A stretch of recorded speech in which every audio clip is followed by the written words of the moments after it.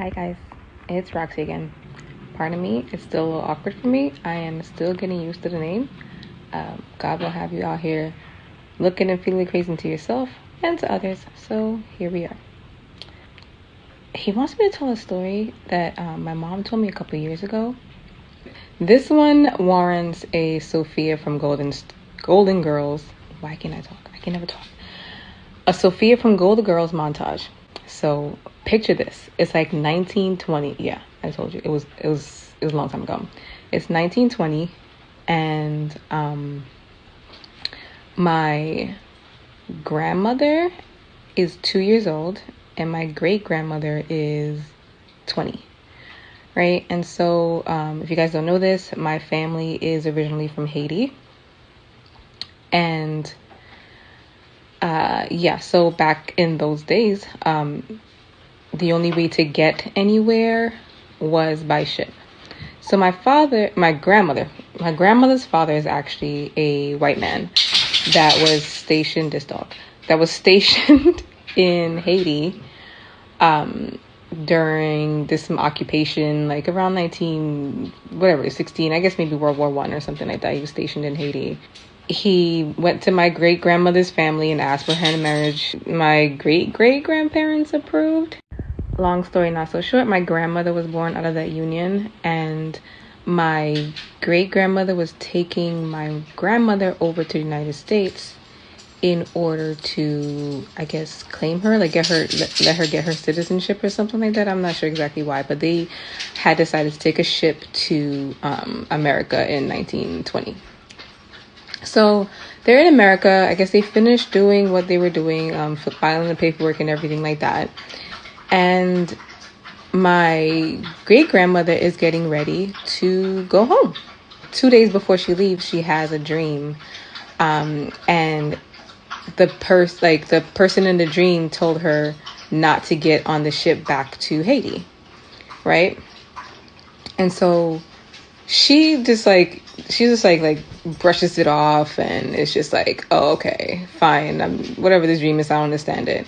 And so she continues to pack her stuff, because like when you left in those days, you left for like 2 whole months, and so missing this trip was like you had to be there for another 6 months or however long it took for you to get back there, right? So she was already gone for 2 months. She's like, I'm not staying here for another 2 months.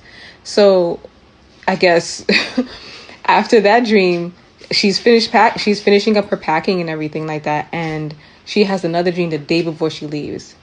And the person in the dreams tells her, do you know that a whole group of people can die if they're looking for 2 people?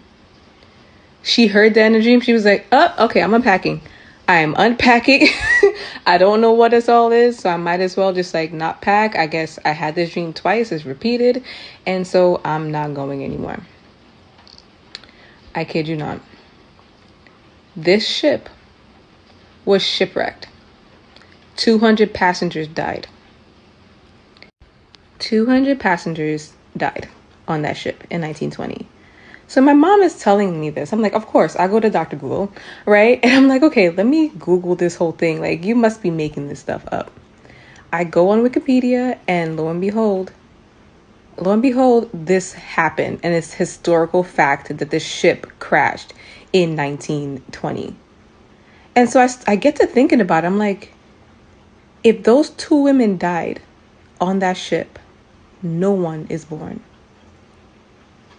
My grandmother was 2, which means my mother's not born, my uncle's not born, my mother's not born, my cousins aren't born, my brother's not born, I'm not born. And anyone and everything that comes after us, our children, our grandchildren, whatever, is not born. And so I sit there and ponder, and I'm realizing like, yo, the enemy tried to terminate me. Like, he tried to go back in time. Like I said, I don't think that the enemy is subject to time like we are. He tried to prevent my birth and the birth of everyone else that would be a problem for the kingdom. So honestly, moral of the story is, if God tells you something, you listen.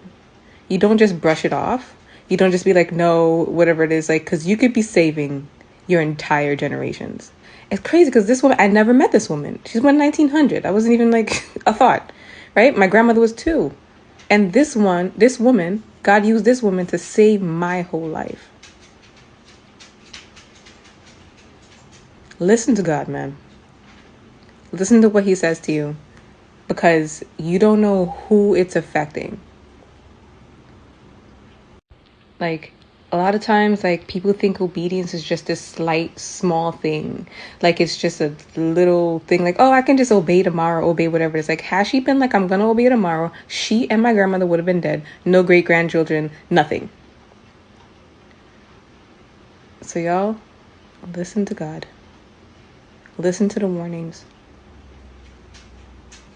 Listen to the warnings. I mean, maybe that's where I get it from. To listen to what God says. Actually, I thought I'd I thought I'd share that story. I mean, obviously, I felt led to do it because it just randomly popped into my mind over the last day or so. Because I'm usually like, kind of talking to God about what to post, and he brought that story to mind.